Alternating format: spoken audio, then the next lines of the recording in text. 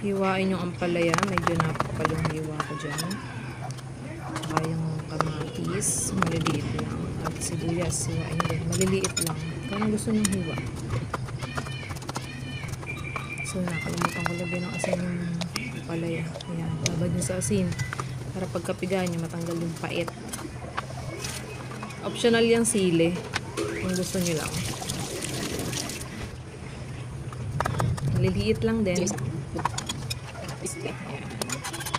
Pigain nyo ng pigang-piga para mawala yung pait. Pwedeng konting piga lang para may konting pait din. Nasa sa inyo naman. Okay. Hugasan nyo rin. Kahit mga 2 hugas o isa. Ako 2 hugas ang ginawa ko. Okay. Ayan. Sige. Piga lang. Tapos hugas. Pag samasamahin nyo na yan. Lagyan nyo na rin yan ng ano. Ng mga pampalasa.